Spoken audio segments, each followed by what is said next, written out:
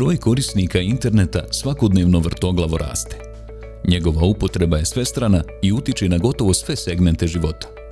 Od pametnih telefona preko pametnih automobila, kuća, gradova, pa sve do pametnih frižidera i kućanskih aparata.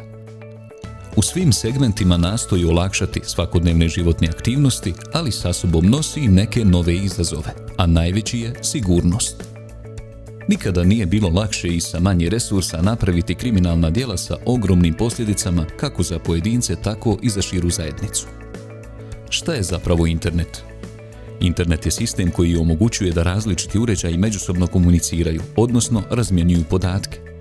Kako bi se svi ti uređaji međusobno razumjeli, postoji različiti protokoli kojima određeni podaci putuju, kao i zajednički programski jezik putem kojeg uređaji raspoznaju podatke.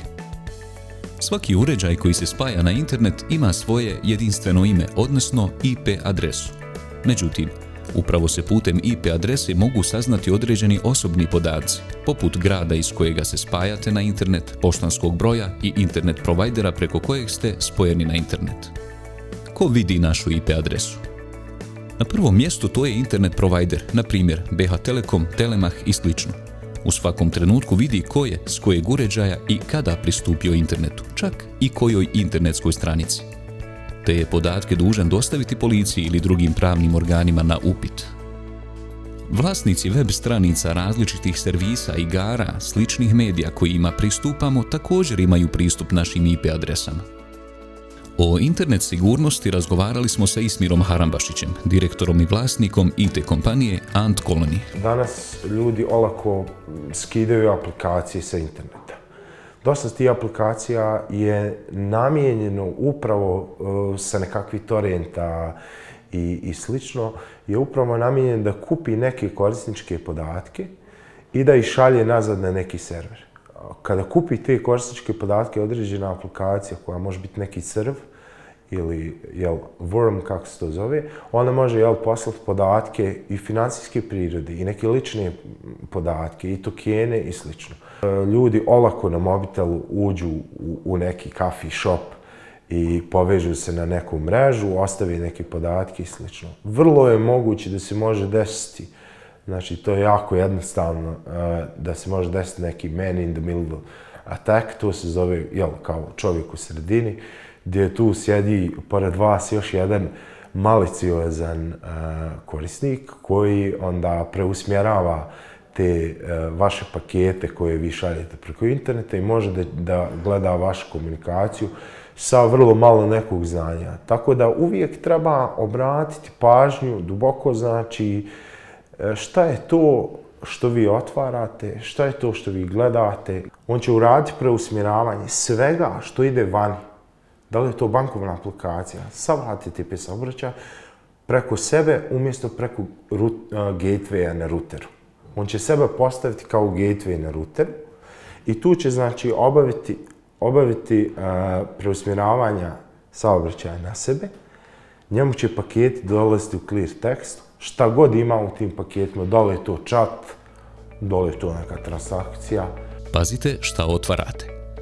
Prije nego što kliknete na neki link koji vam je došao mailom, SMS porukom, Viber ili WhatsApp aplikacijom, bez obzira ko vam je tu poruku poslao, razmislite 2 puta. Različiti virusi programirani su tako da je potreban samo jedan klik da ih preuzmete na uređaj koji koristite kako biste ga zarazili.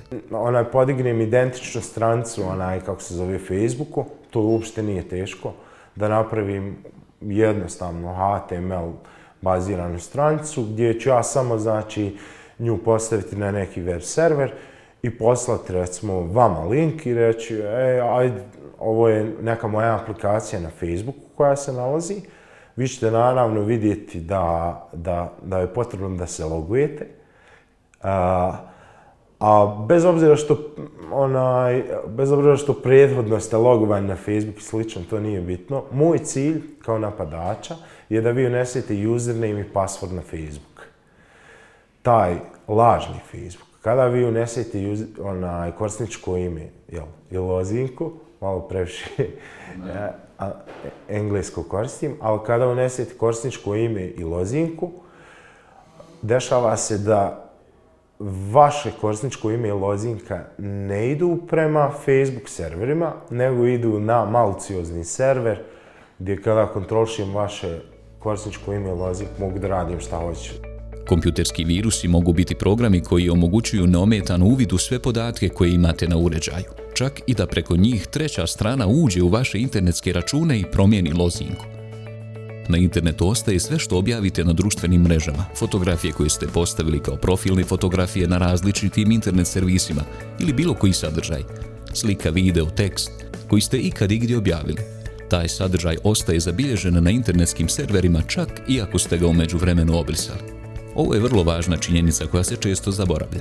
Čak i ako ste nešto slučajno objavili i odmah obrisali, ostaje zapamćeno na nekom serveru i tamo ostaje zauvijek. Upravo zato morate paziti šta objavljujete. Mediji na internetu, svaki koji se objavi, ne objavljujete vi samo sliku, vi objavljujete meta podatke.